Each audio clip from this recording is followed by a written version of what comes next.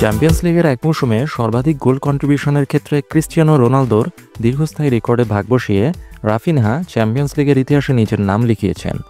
ইন্টারের বিপক্ষে 4-3 গোলের বেদনাদায়ক হারের ম্যাচে ব্রাজিলিয়ান এই খেলোয়াড় শেষ দিকে গোল করেন, যার ফলে 2024-25 টুর্নামেন্টে তার সর্বমোট গোল কন্ট্রিবিউশন সংখ্যা 21-এ পৌঁছে।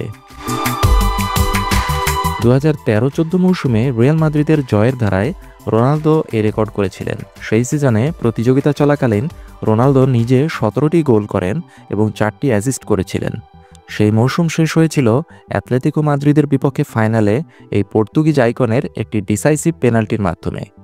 রোনালদোর পারফরম্যান্সে রিয়াল মাদ্রিদ অতিরিক্ত সময়ে 4-1 ব্যবধানে জয় নিশ্চিত করে এবং রিয়ালের কাঙ্ক্ষিত লা ডেসিমা অর্জনে সক্ষম হয়েছিল।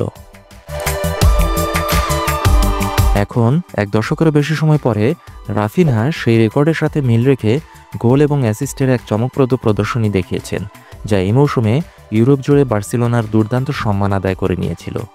যদিও তার শেষ প্রচেষ্টা বার্সেলোনাকে ইন্টার মিলান বাধা পার করার জন্য যথেষ্ট ছিল না, কারণ ডেভিড ফ্রাতেসির অতিরিক্ত সময় করা একটি গোলের মধ্য দিয়ে ইন্টার মিলান 4-3 ব্যবধানে এই মহাকাব্যিক ম্যাচে বিজয়ী হয়েছে।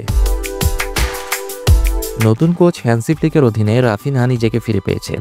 এই মৌসুমে তিনি 12টি চ্যাম্পিয়ন্স লিগ ম্যাচে অংশগ্রহণ করে 13টি গোল এবং 8টি অ্যাসিস্ট করেছেন।